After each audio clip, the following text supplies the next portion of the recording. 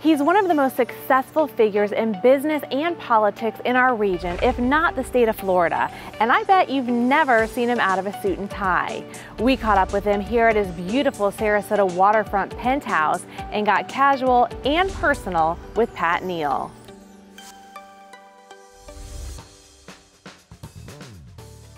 My dad would say, the guy who's wearing the tie is the guy who's in charge. And it's his dad, says Senator Pat Neal, who was one of many mentors over the years that helped him become the man he is today.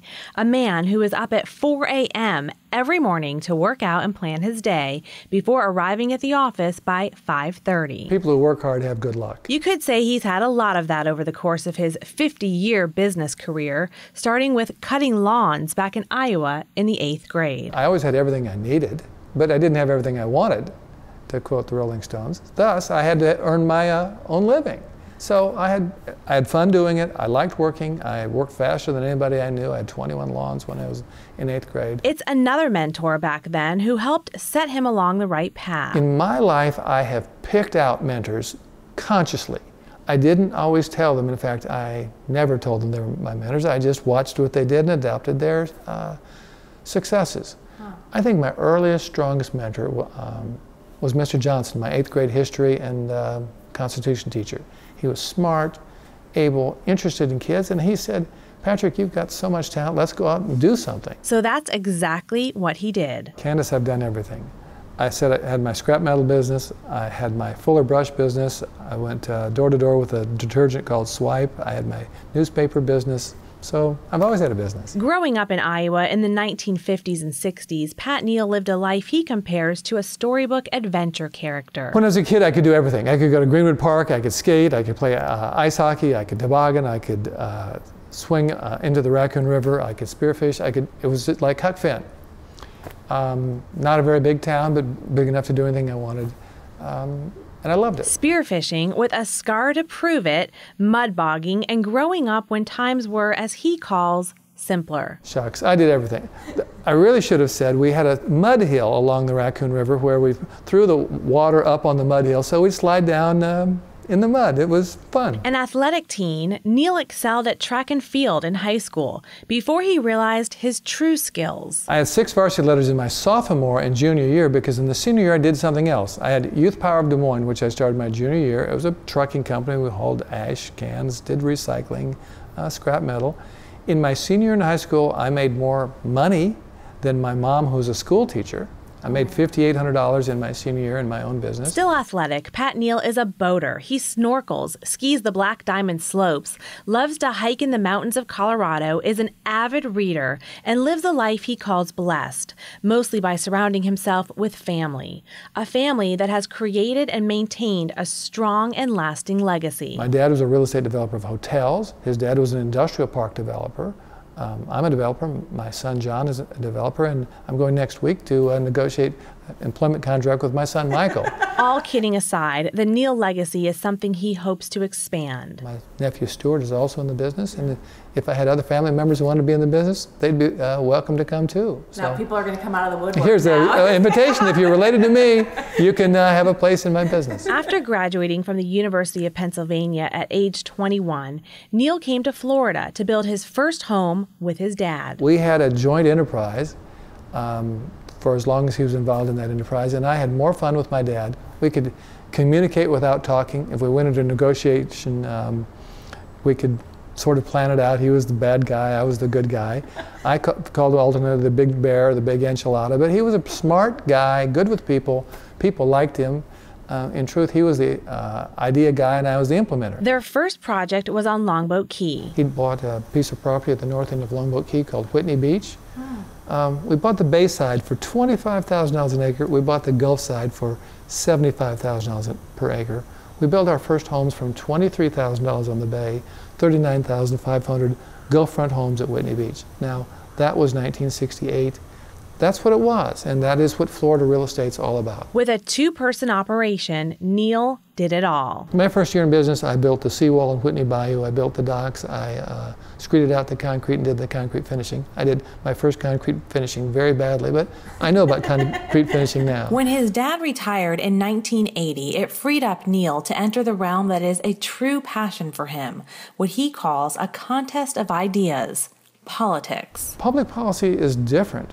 So you get to meet people from every way of life, every attitude, every set of circumstances. We're not all the same, and we don't all want the same things. To me, there was an intellectual excitement or stimulation in politics that usually, or most often, at least in those days, led to a good result. The world may have been a little simpler, as I earlier said.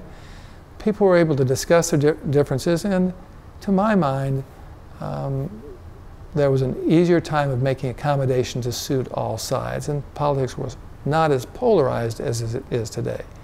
But still, then and now, it's an interesting process to see how different ideas are held by people and how an ultimate conclusion is formulated. Yeah. It's intellectually stimulating, it helps people, it changes the world.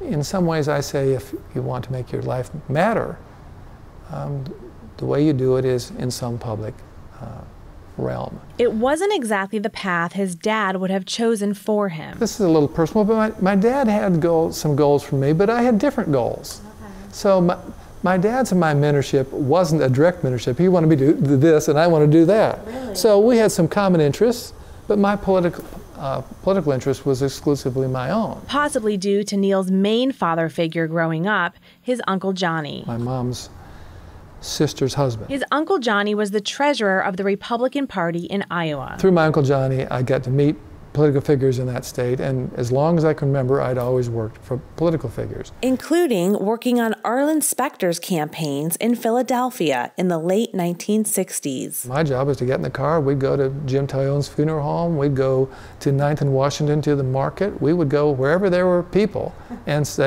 my job was to walk 15 feet ahead of him. I would pick people, I'd actually physically touch them and turn them toward him, and I'd say, "Meet your next district attorney, Arlen Specter."